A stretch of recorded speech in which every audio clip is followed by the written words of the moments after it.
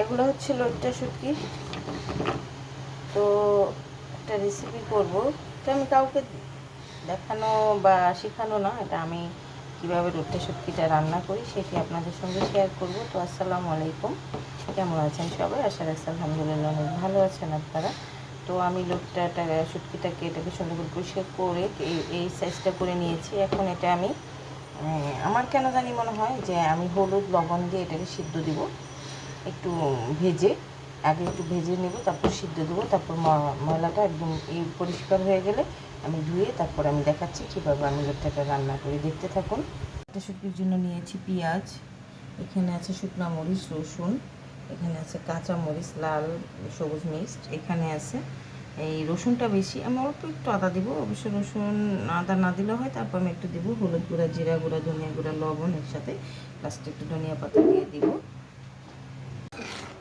শুটকিটাকে আমি একটু টেলে নিয়েছিলাম, টেলে নিয়ে এই হলুদ লবণ গরম পানিতে এটা ঢেলে দিয়েছি। এটাকে এখন আমি ভালোভাবে ময়লাটা ওঠার জন্য সিদ্ধ করে নেব।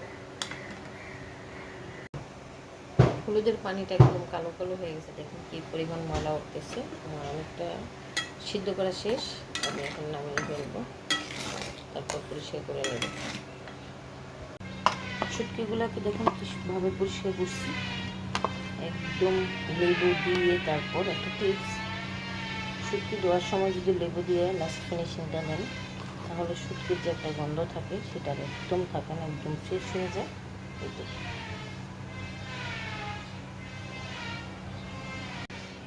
হাঁড়ি গরম হয়ে গেছে, দিয়ে দিচ্ছি একটু তেলটা একটু বেশি পরিমাণেই দিব। পেঁয়াজটাও দিয়ে দিলাম।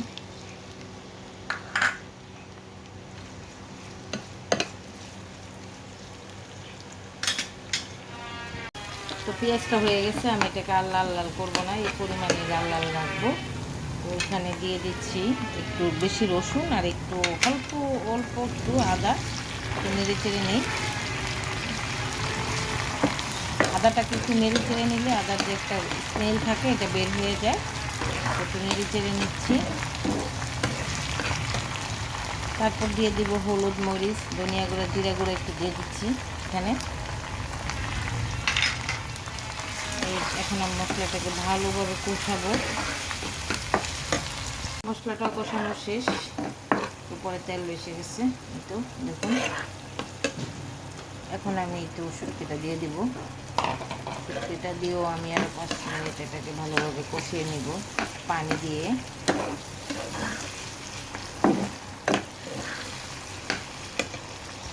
একটু কষিয়ে নিয়ে কষানো হয় নাই, মানে একটু পানি দিছি, পানি দেওয়ার পরও অনেকটা তেল উপরে বেশি গেছে। তারপর আমি এটাকে আরও 2 মিনিট চালু করে নেব।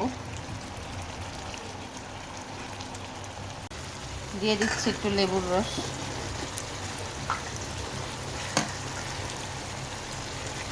আমার মতো শুটকির মধ্যে কে কে লেবু দিয়ে শুটকি দেন বা ফিনিশিংয়ে একটু লেবুর রস দেন, কমেন্ট করে জানাবেন। আমি এইভাবেই রান্না করি। এখন অনেকটা হয়ে গেছে, টেস্টও চলে আসছে, চুলার এটা একটু কমিয়ে দিব। একটু এখন দিয়ে দিচ্ছি রসুনগুলা, আর দিয়ে দিচ্ছি আস্ত কাঁচামরিচগুলা।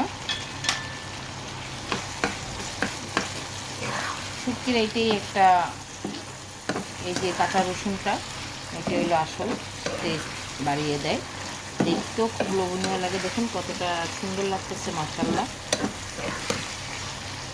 শুটকিটা খুব সেন্সিটিভ একটা বিষয়, এটাকে খুব যত্ন করে রান্না করে খাইতে হয়, রুচিটা ঠিক থাকে। নয়তো দেখা যায় যদি অন্যভাবে কেউ করে, ধোয়ার বিষয়টা খেয়াল না করে, তাহলে দেখা যায় শুটকি থেকে একদম রুচি উঠে যাবে। শুটকি রান্না কমপ্লিট, এখন দিয়ে দিচ্ছি ধনিয়া পাতা।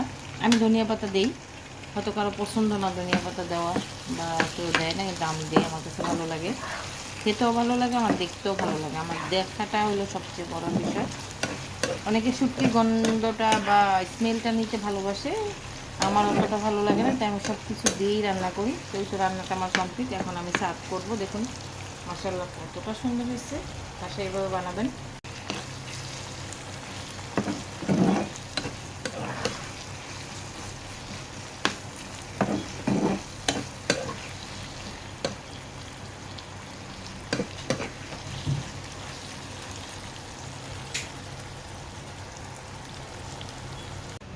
শুটকি রান্নাটা দেখুন কতটা লোভনীয় হয়েছে, মাশাআল্লাহ বলবেন। আর রান্নার শেষে যদি এক লেবু চিড়ে শুটকির মধ্যে দিতে পারেন, দেখবেন এটা কতটা জাদু। এটা যখন খাবেন তখন বুঝবেন যে এটার কতটা জাদু।